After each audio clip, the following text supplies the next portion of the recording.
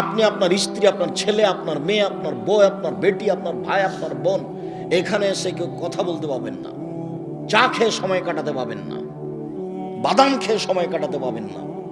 2 ঘন্টা বসে থাকবেন তো এত বাদাম কেন, এত চা কেন?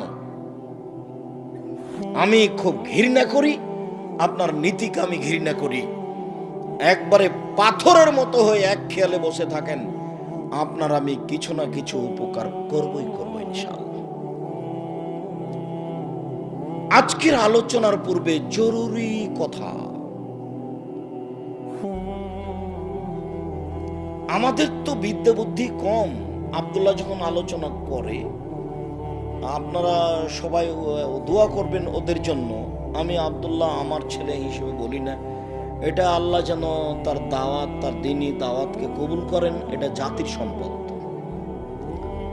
জাতি যেন সবাই তার কাছে কল্যাণটা পাওয়ার আশা রাখে, ভালোটা তার কাছে যেন পাওয়ার আশা রাখে।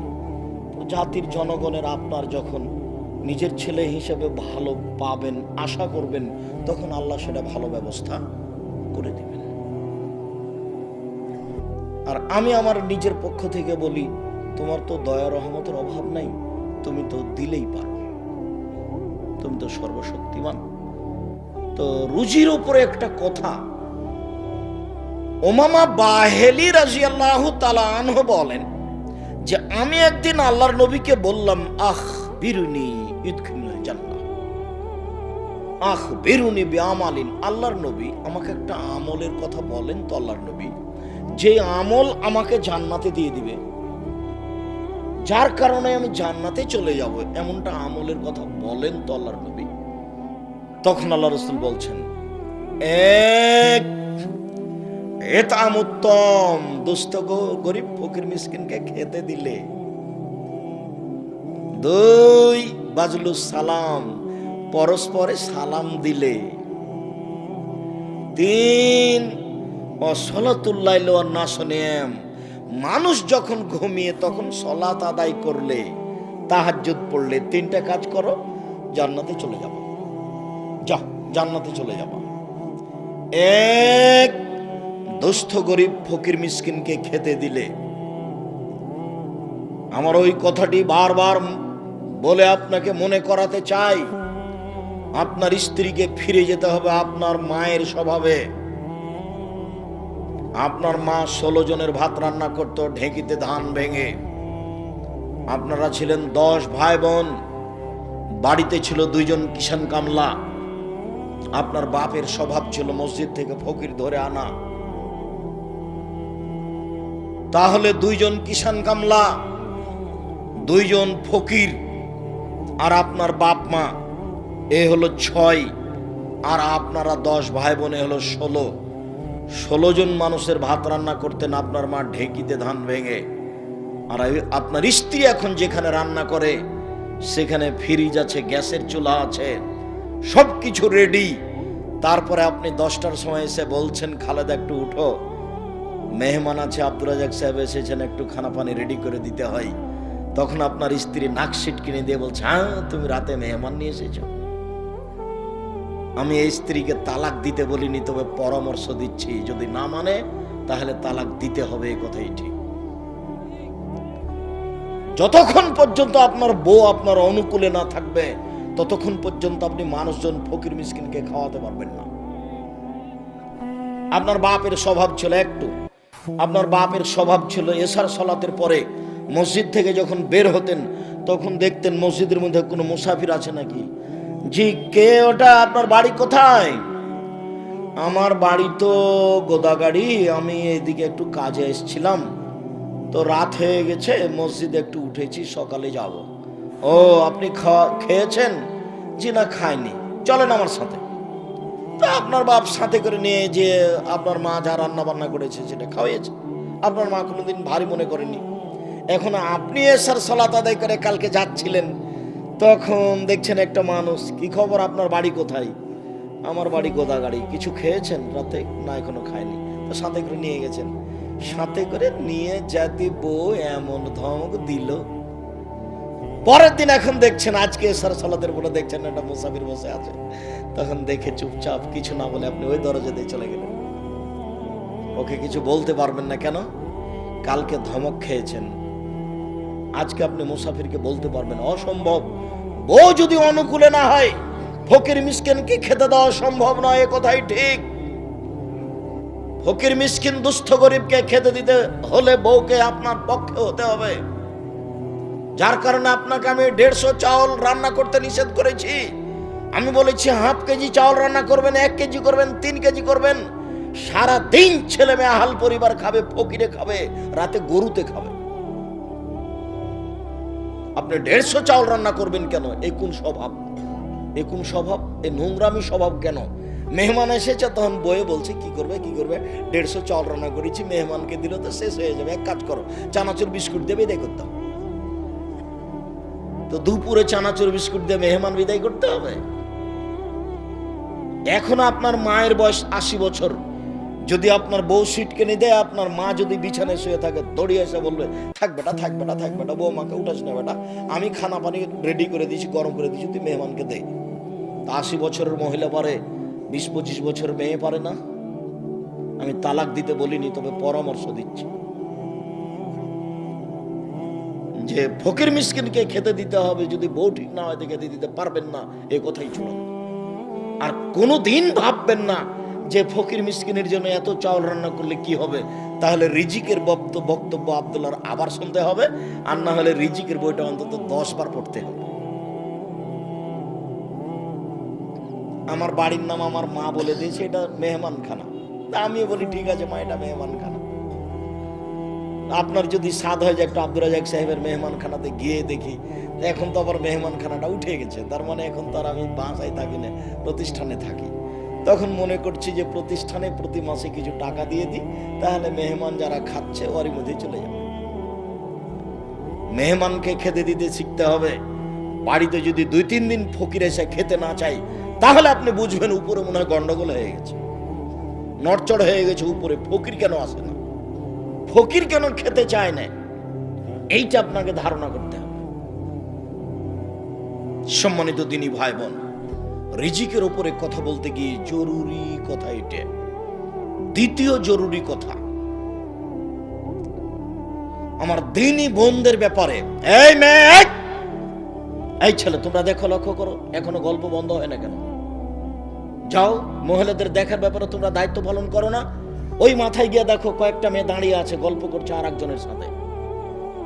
শয়তানি করার হিসাব পায় না, নোংরামি করার হিসাব পায় না। দেবরের মোটরসাইকেলে এসেছে, আবার এখানে ঢং করে। যাও ছেলে, যাও, দেখো ওখানে। মেয়েদের কথা বলা বন্ধ করো, আর একটা শরম থাকা দরকার। কতবার এক কথা বলি, মুখ বন্ধ করে থাকতে হবে আপনাকে, আপনি যতক্ষণ থাকবেন। আমি আব্দুর রাজ্জাক বিন ইউসুফ আপনার জন্য এসেছি। এ মেয়ে শোনো, আমি তোমার জন্য এসেছি।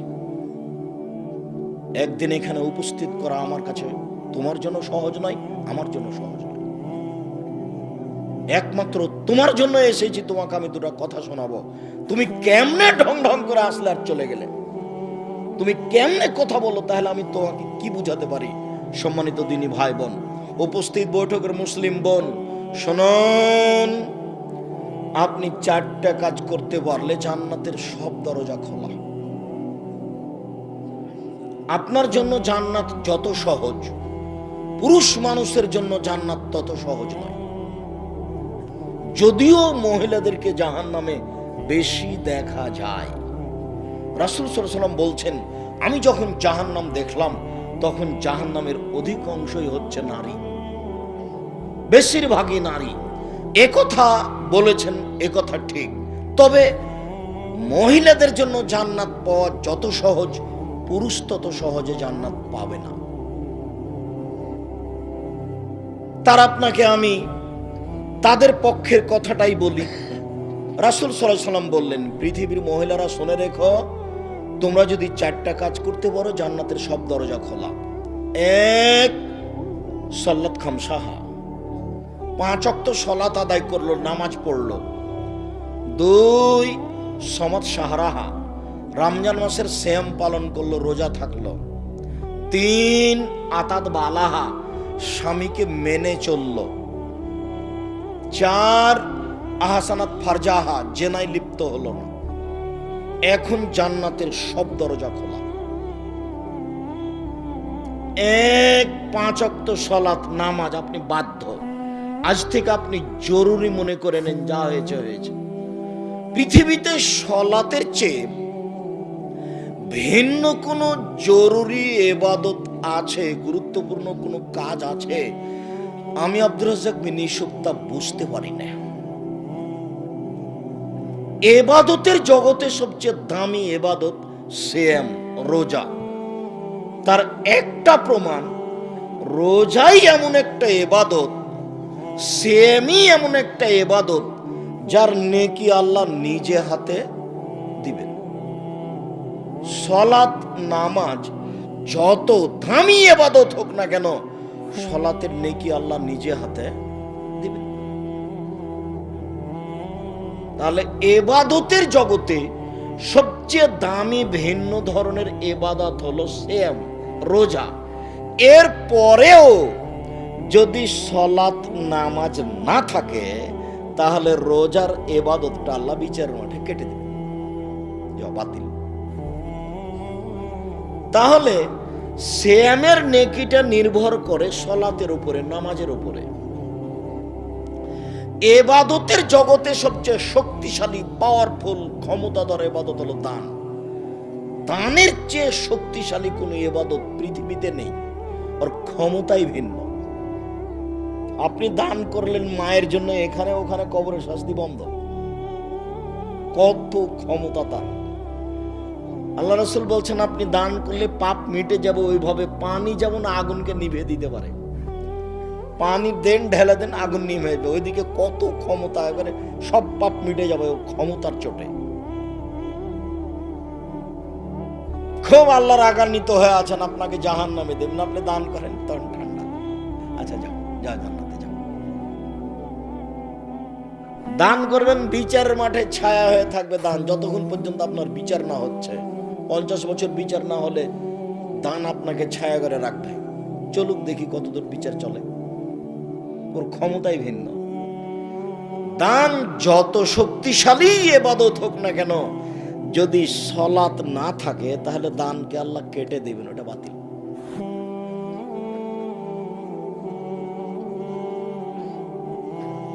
সম্মানিত দ্বীনি ভাই বোন, রাসূল সাল্লাল্লাহু আলাইহি ওয়াসাল্লাম যেভাবে বলছেন, তাতে এক ফোঁটা চোখের পানি আল্লাহর কাছে যত প্রিয়, পৃথিবীর কোন ইবাদত আল্লাহর কাছে তত প্রিয় নয়। সবচেয়ে ভালো লাগে যখন এক ফোঁটা চোখের পানি ফেলে কেঁদে বলে যে আমার একটু জমিটার ব্যবস্থা করে দাও, মামলাতে আমাকে জয় করে দাও, আমার ছেলেটাকে একটু বিদ্যা দাও। যখন বলে আর চোখের পানি ঝরে, তখন আল্লাহ খুব খুশি। রাসূল সাল্লাল্লাহু আলাইহি ওয়াসাল্লাম বলছেন, লা ইয়ালিজার রাজুলুন নারা মাকা মিন খাশিয়াতিল্লাহ হাতা ইয়ালিজাল লাবানু ফি দারে।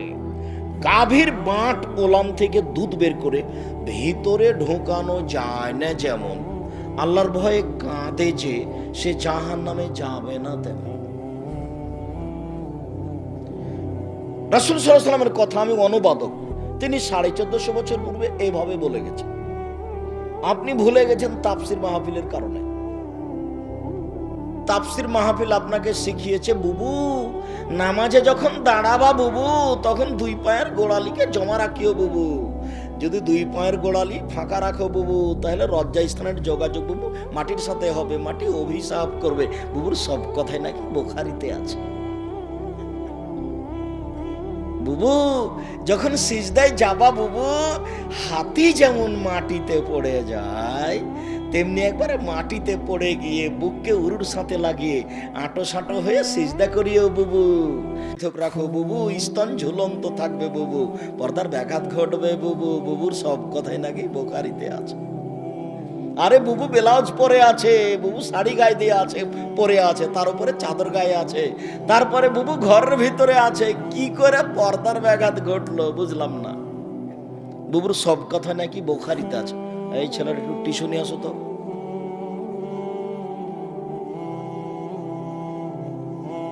আমি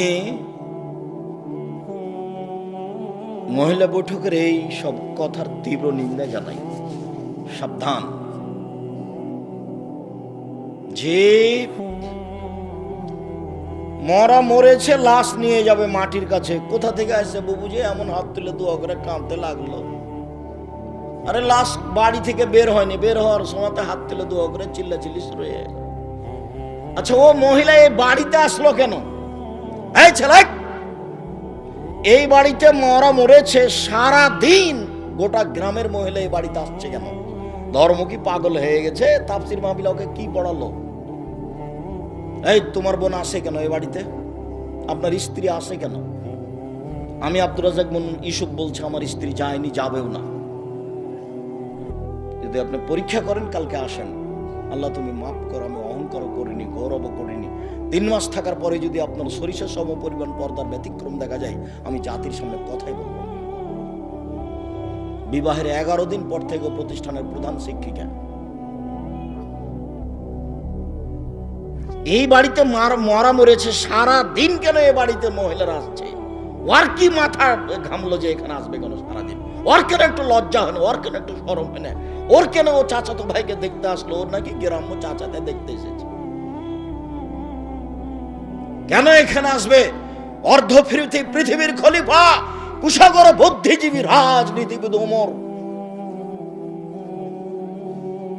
মারা যাবেন এই সময়ে বলছেন, আব্বু আব্দুল্লাহ, জি আব্বা, আয়েশাকে গিয়ে বলো মুহাম্মদ সাল্লাল্লাহু আলাইহি সাল্লামের পাশে আবু বকর সিদ্দিকের কবর আছে, তার পাশে একটু ফাঁকা জায়গা আছে, ওখানে আমার কবর দেওয়ার সুযোগ দিবে কিনা।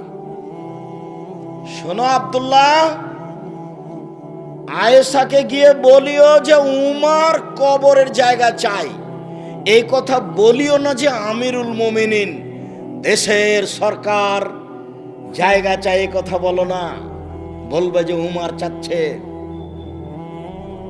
আপনার কোন কালে প্রিন্সিপালের পদ চলে গেছে, তবু আপনি বলছেন সাবেক প্রিন্সিপাল, কলমে লিখছেন। আপনি বলছেন সাবেক এমপি মন্ত্রী, আর উমর এখনো মরেননি, জীবিত আছেন। বুখারী মুসলিমের হাদিস। বেটা, আয়েশাকে গিয়ে বলবা উমর কবরের জায়গা চাচ্ছে, বলিও না যে দেশের সরকার চাচ্ছে, আমিরুল মুমিনিন চাচ্ছে, এই কথা বলিও না। তো এখন আব্দুল্লাহ গেছেন, সালাম দিয়ে ভিতরে ঢুকে দেখছেন যে আয়েশা বসে বসে কাঁদছেন। উমর মারা গেছেন, সেই জন্য আয়েশা বসে বসে কাঁদছেন। কই আয়েশা তো দেখতে আসেননি, আয়েশা রাদিয়াল্লাহু তাআলা আনহা দেখতে আসেননি। অর্ধ পৃথিবীর খলিফা, কুশাগর বুদ্ধিজীবী, রাজনীতিবিদ ওমর, অর্ধেক পৃথিবী যার দখলে, সারা পৃথিবীতে এত ইমানদার মানুষ, ব্যতিক্রম মানুষ আল্লাহ কাকে সৃষ্টি করেছেন তা ইতিহাস বলে না।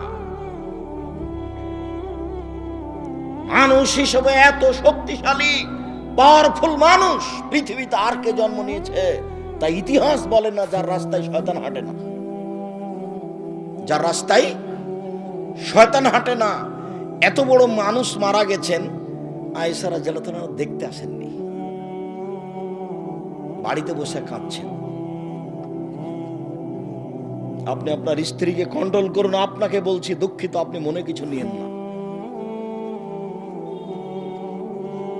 আমার কথা যতই আপনাকে তিতে লাগুক, তবে আপনার প্রয়োজন আছে, এটা আপনাকে আমি মনে করাতে চাই। শোনেন, 5 নাম্বার উপদেশ থাকছে, 4টা উপদেশ আছে। 5 নাম্বার উপদেশ থাকছে, আপনার বাড়িতে মাশাআল্লাহ কারফিউ জারি থাকবে। আপনার বাড়ির যেন আইয়ুবের শাসন, 44 ধারা জারি থাকবে বাড়িতে। আপনার ছেলে, আপনার মেয়ে, আপনার স্ত্রী বাড়ি ত্যাগ করতে পারে না কোনো সময়। শুনুন, 4টা কাজ করলে মহিলারা জান্নাতে যাবে, এ কথা আমি বলিনি, এ কথা মুহাম্মদ সাল্লাল্লাহু আলাইহি সাল্লাম বলেছেন।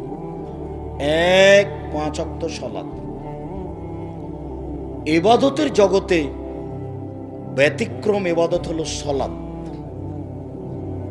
2, রমজান মাসের রোজা, সিয়াম। 3, স্বামীকে মেনে চলা, তিতা লাগলেও মিঠা লাগলেও। উপস্থিত বৈঠকের দিনই মুসলিম বোন, আপনাকে বলছি শোনেন, আপনার স্বামীর মুখ খারাপ, দিন রাত গালি দেয়, কি করবেন? এটা ভাগ্য, মেনে নেন। ও যা বলছে বলতে দেন, মারছে মারতে দেন, গালি দিচ্ছে গালি দিতে দেন, আপনি মেনে নেন। দেখেন 15 দিন 20 দিন 6 মাস যাবৎ স্বামীর সাথে কথা বলছেন না, এই সংসার হবে না। তিতা লাগুক মিঠা লাগুক, আপনি স্বামীকে মেনে চলেন।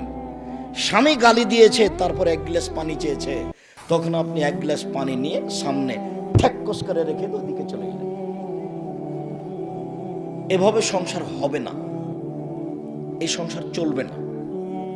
দেখেন, আমি আব্দুর রাজ্জাক বিন ইউসুফ আপনার দ্বীনি ভাই হিসেবে বলছি, আপনি আমার কথাটা মেনে নেন, স্বামীকে মেনে চলেন। শেষ পর্যন্ত যদি আপনি মনে করেন যে আব্দুর রাজ্জাক সাহেব আমার চলবে না সংসার, তো আপনি খোলা তালাক করেন। স্বামী যত বড়ই দামি হোক, যত বড়ই চাকরিজীবী হোক, যত বড়ই পরহেজগার হোক, যে কোনো সময় আপনি স্বামী বাদ দিতে পারেন। হাদিস বুখারী মুসলিম, তার নাম খোলা তালাক। আপনি চেয়ারম্যান মেম্বারকে বলবেন আমি ভাত খাবো না, মিটে গেল, ও একটা ব্যবস্থা করে দেবে। আপনি নিজেকে খোলা করে নেন। আমি নিষেধ করিনি, তবে আপনাকে আমি আপনার এই স্বামীকে মেনে চলার জন্য অনুরোধ করছি। তিতা লাগলেও মিঠা লাগলেও।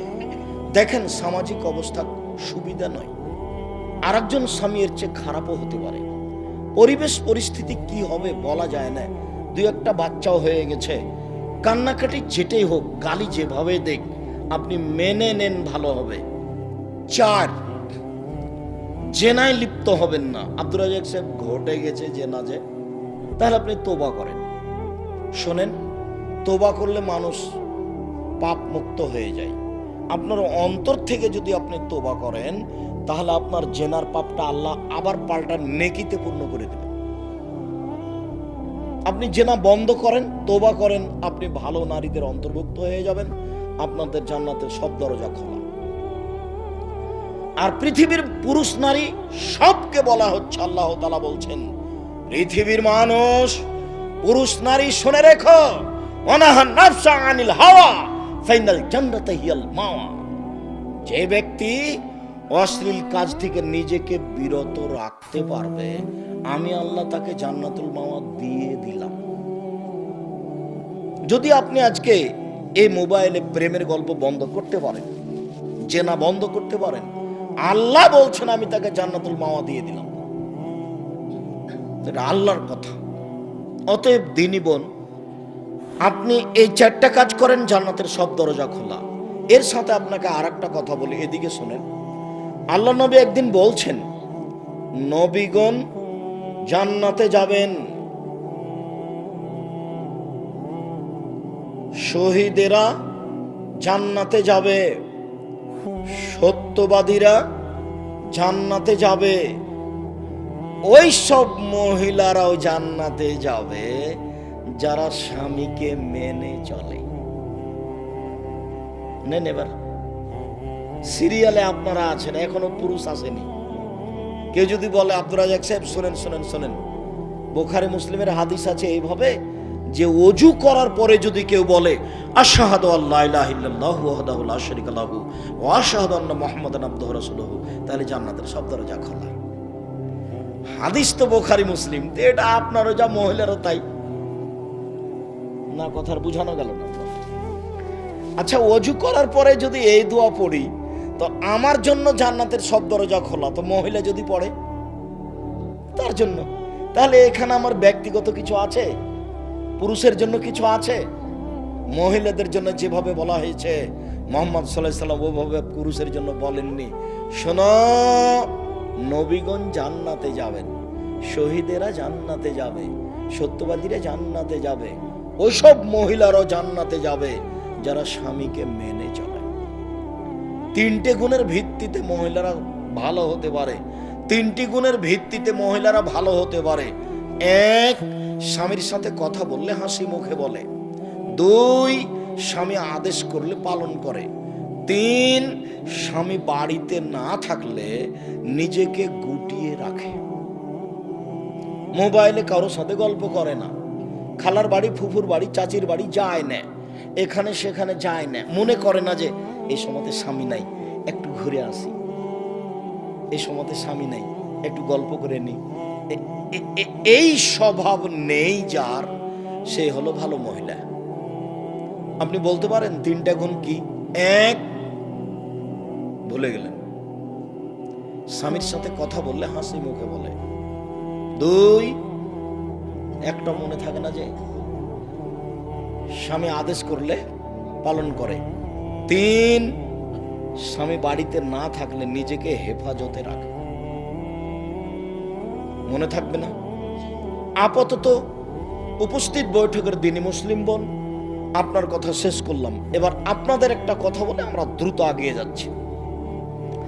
রাসূল সাল্লাল্লাহু আলাইহি সাল্লামকে জিজ্ঞাসা করা হলো, আল্লাহর নবী, একজন স্বামী তার স্ত্রীর উপরে কি কি দায়িত্ব পালন করবে, কি করতে পারে একজন স্বামী তার স্ত্রীর? এবার আপনার পালা আসলো। তখন আল্লাহ রাসূল বলছেন, 1, আতেমামা তায়েমতা, তুমি যে মানের খাও বউকে সে মানের খাওয়াবা। 2, ফাকসুহা মাক্তাসাইতা, তুমি যে মানের কাপড় পরো বউকে সে মানের পরাবা। 3, অলা তুকাব্বে, বউকে কটু কথা বলো না, বলেও কোনোদিন স্ত্রীকে গালি দিবেন না। অমুকের বাচ্চা, অমুকের বেটি, অমুক, মুখ খুলবেন না। এই ছেলে, তোমার স্বভাব পরিবর্তনের জন্য এসেছে, আল্লাহ তোমার স্বভাবকে পরিবর্তন করবে। বেটা দিন রাত তো স্ত্রীকে গালি দাও কেন? তোমার মুখ খারাপ কেন? হতো মেয়ে রাস্তায় পড়ে আছে। মেয়ে মানুষ অনেক দামি। কিছু বোকা মহিলার কারণে আজকে মেয়েদের অবস্থা এই। মেয়ে অনেক দামি জিনিস। পৃথিবীতে এমন কোনো জিনিস নাই যেখানে শান্তি তৃপ্তি হতে পারে নারী ছাড়া। পৃথিবী এমন কোনো বিছানা নাই সেই বিছানায় শুয়ে শান্তি পেতে পারে মানুষ স্ত্রী ছাড়া। পৃথিবীতে এমন কোনো খাদ্য নেই যে খাদ্য খেয়ে মানুষ শান্তি তৃপ্তি পেতে পারে স্ত্রী ছাড়া। পৃথিবীতে এমন কোনো ব্যবস্থাপনা নেই যেখানে মানুষ শান্তি তৃপ্তি পেতে পারে স্ত্রী ছাড়া। স্ত্রী হচ্ছে পৃথিবীতে আল্লাহর পক্ষ থেকে দেওয়া শান্তি তৃপ্তির ব্যতিক্রম জিনিস। আল্লাহ তাআলা বলছেন, অমিন আইতিহান খালাকালাকুম মিন আনফুসিকুম আজওয়াজান লিতাসকুনু ইলাইহা, পৃথিবীর মানুষ, আমি তোমাদের পক্ষ থেকে তোমাদের স্ত্রীদেরকে সৃষ্টি করেছি যাতে করে তোমরা সেখানে শান্তি তৃপ্তি পেতে পারো। ও হলো শান্তির বস্তু, ও হচ্ছে তৃপ্তির বস্তু, ও হচ্ছে আনন্দের বস্তু, সর্ব ধরনের কল্যাণের সুবিধার বস্তু ও। তাহলে তুমি একে গালি দাও কোন লজ্জায়? তোমাকে তো আমি বলেছি জীবনে তুমি কোনোদিন বলবে না তোমার ঠোঁটটা মোটা। একবার যদি ঠোঁট মোটা বলো তাহলে তোমাকে 10 বছর ভালোবাসবে না। ভুলেও তুমি বলবে না তোমার রংটা কালো। একবার যদি রং কালো বলো তাহলে মনটা ছোট হয়ে যাবে, 10 বছর যাবত তোমাকে ভালোবাসবে না। তুমি খালি বলো তোমার মতো কোনো ভালো মেয়ে দেখি না, তুমি আমার চোখে সবচেয়ে সুন্দরী, তোমার চালচলন আমার কাছে খুবই ভালো, প্রশংসা করো, সারা রাত পা টিপে দেবে। একটু প্রশংসার ভিখারি, তুমি মুখ খারাপ করো কেন? শোনো সম্মানিত দিনী ভাই বোন, সবাইকে বলছে, মুরব্বী আপনাকে বলছে, আপনারও স্বভাব ভালো নয়। ছেলে মেয়ে বড় হয়ে গেছে, বৌমা বাড়িতে, তারপর আপনার একটু লজ্জা হয় না মুখ খারাপ করে স্ত্রীকে কথা বলেন? তখন বেটি লজ্জা পায়, বেটা লজ্জা পায়, বৌমা লজ্জা পায়। আপনার এই স্বভাব কেন? গালি দিয়ে আপনার অত শান্তি তৃপ্তি কেন? মুখ বন্ধ করবেন, আজকের পরে আর মুখ খুলবেন না কোনোদিন। আস্তাগফিরুল্লাহ, তো বলে আল্লাহ তোমার দরবারে তওবা করছি, আমি আর কোনোদিন স্ত্রীকে গালি দিব। এই কথা বলে উঠবেন, মুখ খারাপ করবেন না কোনোদিন। আর মুখ খারাপের কথার উপরে ফেরেশতা আমিন বলেন। পরিবারটা এরকম হয়ে গেছে, আপনি বুঝতে পারেন না কেন আপনি মুখ খারাপ করবেন? রাসূল সাল্লাল্লাহু আলাইহি ওয়াসাল্লাম খবরদার কটু কথা বলবো না। 4, বউয়ের মুখের উপরে মারবা না, মারাই যদি লাগে কোনো সময় মুখের উপরে মারবা না। 5, এটা জরুরি, ওয়ালা তাতরুকা ইল্লা ফিল বাইতে, তুমি তোমার বউকে তোমার বাড়ি ছাড়া কোথাও যেতে দিবা না। তোমার বউকে তোমার বাড়ি ছাড়া কোথাও থাকতে দিবা না। ও চাচির বাড়ি যেতে পাবে না, ও খালার বাড়ি যেতে পাবে না, ও ফুফুর বাড়ি যেতে পাবে না, ও মায়ের বাড়ি যেতে পাবে না, জরুরি প্রয়োজন ছাড়া বাড়ি ত্যাগ করতে পাবে না। যদি যাই তাহলে আপনাকে যেতে হবে। ভুলেও কোনোদিন বিবাহের বাড়িতে যায় না যেন, বিবাহের বাড়িতে গেলে স্বামীর সংখ্যা বেশি হয়ে যায়। কাজেই ভুলেও কোনোদিন বিবাহের বাড়ি যেতে দিবেন না। আত্মীয় স্বজন দাওয়াত করেছে, ঠিক আছে আমি আসবো, আমার ছেলেরা যাবে, আপনার বউ যাবে না। একটু পুরুষ হতে শিখেন, একটু পুরুষ। ওই যে ছোট ব্লাউজ পরে আছে ওটা আমার বউ? ওই যে ঢং ঢং করে এসেছে আর গল্প করে এখনো দাঁড়িয়ে আছে, যান দেখাছেন, ওটা আমার বউ নয়, যান দেখাছেন দাঁড়িয়ে আছে এখন। আশ্চর্য কথা, থাকবে কেন? কেন আছে? আমি তো আসলাম তখন দেখলাম যে সরে গিয়ে আর একটা লোকের সাথে কথা বলছে। ও তো আপনার মেয়ে, না হলে আপনার বউ। কেন আছে? ও জানে না যে আব্দুর রাজ্জাক বিন ইউসুফ আজকে আসছেন? কোন সাহসে যায়, কোন সাহসে কথা বলে, হিসাব পায় না। নিজেকে পুরুষ মনে করিয়েন। আইয়ুব পাকিস্তানের উপরে কারফিউ জারি করেছেন, আর আপনি আপনার বাড়ির উপরে কারফিউ জারি করবেন। 44 ধারা জারি থাকবে বাড়িতে, তার মানে আপনি পুরুষ। চোখ যেভাবে ঘুরে বউ সেভাবে চলে, তার নাম স্বামী। চোখ যেভাবে ঘুরে বউ সেভাবে চলে, তার নাম স্বামী। চোখ যেভাবে ঘুরে বউ সেভাবে চলে, তার নাম স্বামী। কোথায় গেছিলে তুমি? না তো, আমি তো বাহির থেকে পানি আনা চাইনি, পানি নিয়ে আসতে হবে সেটা আমি বুঝবো না তো, আমি তো তোমাকে ওখানে যেতে বলিনি, সেটা কি করতে হবে সেটা আমি বুঝবো। আমি তোমাকে উপার্জন করে খাওয়াতে পারি, আমি তোমার সুবিধা অসুবিধা বুঝতে পারি না, তুমি কি মনে করো আমাকে? পরবর্তীতে বাড়ির বাইরে তুমি পা রাখবে না, তোমাকে সতর্ক করে দিচ্ছি। রাসূল সাল্লাল্লাহু আলাইহি ওয়াসাল্লাম বলছেন লাঠিটা ঝুলিয়ে রাখো বাড়ির সামনে। পৃথিবীর সবচেয়ে দামি মানুষ, লাঠি দিয়ে বউকে ঠিক করো, পৃথিবীর সবচেয়ে দামি মানুষ। অতএব নিজেকে পুরুষ মনে করবেন, ভুলে কোনোদিন কটু কথা বলবেন না, আর বাড়ির বাইরে কোথাও যেতে দিবেন না দুর্ঘটনা ছাড়া। যাবে জরুরি কোনো কারণে যেতে পারে। কা পুরুষের স্ত্রী এদিক ওদিক ঘুরে বেড়ায়, কা পুরুষের মেয়ে এদিক ওদিক ঘুরে বেড়ায়, পুরুষের যায় না। দিনরাত আপনাকে এই কথা বলতে বলতে আপনার সময় পার হয়ে গেল, তবে আপনি নিজেকে একটু পরিবর্তন করতে পারলেন না? আপনার পরিবার একটু পরিবর্তন হলো না? উপস্থিত বৈঠকের মুসলিমগণ, আপনাকে বলছি, দেখেন নিজে থেকে যদি আপনি না মানেন তাহলে কেউ কিছু করতে পারবে না, জাহান্নাম ধরা আছে।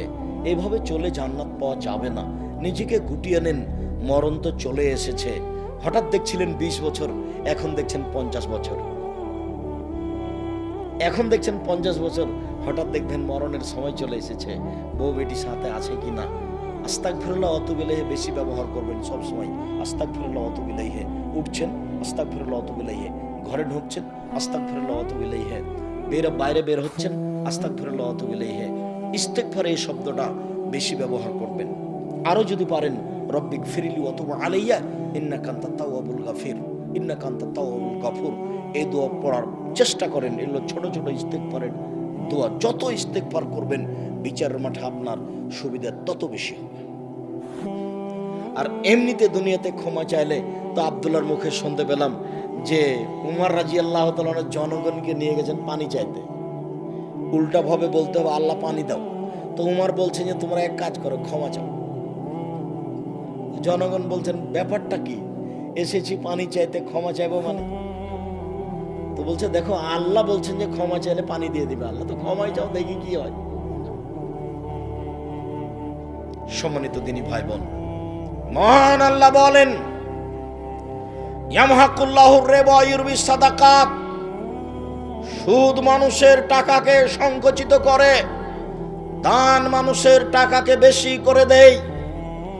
অত্র আয়াত প্রমাণ করে সুদ খেলে মানুষ ভিক্ষুক নিঃস্ব হবে।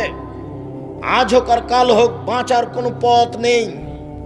কোটি থেকে কোটি টাকা ইনকাম করলেও আপনার চোখের সামনে টাকা হারিয়ে যাবে, অন্যথা আপনার ছেলের সামনে যাবে, নইলে আপনার নাতি পোতার সামনে যাবে। টাকা একদিন হারাবেই। সুদের টাকার শেষ পরিণত হলো ভিক্ষুক সাজা। কিস্তি তুলে যারা বাড়ি বিক্রি করে তারা, দেখেন আপনার বাড়ির পাশে প্রমাণ আছে, আমি তার জাজল্য প্রমাণ। আমার বাসার পাশে একজন মহিলা, একজন লোক কিস্তি উঠাচ্ছিল, বাড়িটা বিক্রি করে দিয়ে চলে গেছে। এ তো আমি বলিনি, আল্লাহ বলছেন ইয়ামহাকুল্লাহু রিবা, আল্লাহ সুদকে সংকুচিত করেন। সংকুচিতকে আল্লাহ আপনাকে ভিক্ষুক বানান। রাসূল সাল্লাল্লাহু আলাইহি সাল্লাম বলছেন ইন্না রিবা ওয়া ইন কাসরা, যদিও সুদে টাকা বেশি দেখা যায়, ওয়া ইন্না আকিলাতুল কাল্লা, তার ফলাফল হলো নিঃস্ব, তার ফলাফল হলো নিঃস্ব। সুদ থেকে ফিরে আসতে হবে যে কোনো মূল্যে। ভুলেও কোনোদিন ব্যাংক থেকে টাকা উঠিয়ে ব্যবসা বাণিজ্য শুরু করবেন না। ব্যাংক থেকে টাকা উঠিয়ে জমি কিনবেন না। ব্যাংকে চাকরি করে ভদ্রলোক, ব্যাংকে লোন নিয়ে বাড়ি বানিয়েছে, তোবা করতে হবে, ভুল হয়েছে, টাকা ফেরত দিতে হবে, ভিক্ষা করে খেতে হবে, সিদ্ধান্ত ভুল হয়েছে, বাড়ি তো 5 তলা, বউ তো খুব খুশি, আপনার জানাজাই হবে না। আল্লাহ রাসূল বলেন, এই শোনো, এই লাশের কোনো লেনদেন আছে নাকি, ঋণ আছে নাকি? জি। তাহলে আমি গেলাম, আল্লাহ রাসূল আমি তার ঋণের পরিশোধের জিম্মেদারি নিলাম, আমি নিলাম। আচ্ছা আচ্ছা ঠিক আছে। তার মানে যার ঋণ আছে তার জানাজাই নেই। লাশকে সামনে রেখে চেয়ারম্যানের বক্তব্য চলবে না, এই কথা ঠিক। লাশকে সামনে রেখে হুজুরের বক্তব্য চলবে না, এই কথা ঠিক। তবে লাশকে সামনে রেখে হুজুর বলবেন এর কোনো ঋণ আছে কি? ঋণ থাকে যদি শহীদ হয়ে গেলেও ক্ষমা হবে না। ঋণ থাকে যদি কোনো পথ তাকে ক্ষমা করতে পারবে না। তাই তো মুহাম্মদ সাল্লাল্লাহু আলাইহি সাল্লাম সালাম ফেরার পূর্বে প্রতিদিন বলতেন, সব সময় বলতেন, আল্লাহুম্মা ইন্নী আউযু বিকা মিন আযাবি জাহান্নাম ওয়া আউযু বিকা মিন আযাবিল কবর। আল্লাহ, আমি তোমার কাছে বাঁচতে চাই কবরের শাস্তি হতে, আমি তোমার কাছে বাঁচতে চাই জাহান্নামের শাস্তি হতে। আউযু বিকা মিন ফিতনাতিল মাসিদ দাজ্জাল, তোমার কাছে আমি বাঁচতে চাই দাজ্জালের ফিতনা হতে। আউযু বিকা মিন ফিতনাতিল মাহিয়া ওয়াল মামাতে, আমি তোমার কাছে বাঁচতে চাই ইহকালের বিপদ, আমি তোমার কাছে বাঁচতে চাই পরকালের বিপদ হতে, ইহকালের বিপদ হতে, পরকালের বিপদ হতে, কবরের ফিতনা হতে, দুনিয়ার ফিতনা হতে। আউযু বিকা মিনাল মাসামি ওয়াল মাগরাম, তোমার কাছে বাঁচতে চাই আমি ঋণ কর্য হতে, তোমার কাছে বাঁচতে চাই আমি বড় পাপ হতে, তোমার কাছে বাঁচতে চাই আমি ঋণ কর্য হতে, তোমার কাছে বাঁচতে চাই আমি বড় পাপ হতে। দিন রাত তিনি ঋণ থেকে বাঁচতে চাইতেন। আল্লাহ আমার জন্য ঋণ না হয়, আল্লাহ আমার জন্য ঋণ না হয়। আপনার মাথায় কিভাবে বুদ্ধি আসলো, গোবর ঢুকলো যে আপনি ব্যাংক থেকে লোন নিয়ে বাড়ি করতে গেলেন, ব্যাংক থেকে লোন নিয়ে ব্যবসা করতে গেলেন? আমি তো তা কোনোদিন আব্দুর রাজ্জাক বিন ইসলামের পরামর্শ দিইনি। আমি বলেছি চকলেট দিয়ে ব্যবসা শুরু করতে হবে, তাহলে ঋণ নেওয়া লাগবে না। চকলেটের পরে কি গো? কলা, তারপরে কাপড়, তারপরে আরো কিছু। কলা দিয়ে ব্যবসা শুরু করলে ঋণ নেওয়া লাগবে? চকলেট দিয়ে? তা আপনি কোটি টাকা দিয়ে হিরোইন কিনলেন কেন কলকাতায়, আর ঢাকায় বিক্রি করলেন? এ ব্যবসা চলবে না। সম্মানিত দিনী ভাই বোন, আল্লাহ তাআলা বলেন চিরদিনের জন্য সুদের চূড়ান্ত সিদ্ধান্ত, সুদের ব্যাপার আল্লাহর পক্ষ থেকে চূড়ান্ত ফয়সালা। যারা সুদ খাবে তাদের অর্থ কমে যাবে। রাসূল সাল্লাল্লাহু আলাইহি সাল্লাম বলেছেন, সুদ দেখতে বেশি লাগে বটে, সুদের পরিণাম হলো নিঃস্ব ভিক্ষুক হওয়া। মহান আল্লাহ বলেন, আল্লাহুল বায়আ ওয়া হারামার রিবা, আল্লাহ তাআলা ক্রয় বিক্রয়কে বৈধ করেন, সুদকে হারাম ঘোষণা করেন। জাবের রাদিয়াল্লাহু তাআলা আনহু বলেন, লানা রাসূলুল্লাহ সাল্লাল্লাহু আলাইহি ওয়াসাল্লাম আকালা রিবা। পৃথিবীর মানুষ শুনে রেখো, আল্লাহর নবী অভিশাপ করেন যারা সুদ খায় তাদের উপরে অভিশাপ, যারা সুদ দেয় তাদের উপরে অভিশাপ, যারা সুদের অঙ্ক কষে তাদের উপরে অভিশাপ, যারা সুদের উপরে সাক্ষী থাকে তাদের উপরে অভিশাপ। অকালহুম সাওয়া, তিনি বলেন সবাই সমান। হলেও কোনোদিন আপনি মনে করবেন না ইসলামী ব্যাংকে চাকরি করা জায়েজ। এদেশে কোনো ইসলামী ব্যাংক হিসাবে রাসূলের পদ্ধতিতে কোনো ব্যাংকিং ব্যবস্থা নেই। সবারই সম্পর্ক আছে বাংলাদেশ ব্যাংকের সাথে। অতএব কে 100% নিখুঁতভাবে ব্যবসা করছে এই কথা বলতে পারে না। আরো অবাক কথা যে আমি 5 লক্ষ টাকা 10 লক্ষ টাকা রেখেছি ব্যাংকে, প্রতি মাসে আমাকে 1 লক্ষতে 1000 করে টাকা দেয়। ব্যবসা কি এত নিরাপদে হয়? ব্যবসা মানে হলো আমি সাপাহার বাজারে তরি তরকারি কিনলাম, ট্রাক ভর্তি করে নিয়ে গেলাম রাজশাহীতে বিক্রি করব বলে, রাস্তায় গাড়িটা অ্যাক্সিডেন্ট হলো, সবজি নষ্ট হয়ে গেল, তার নাম ব্যবসা।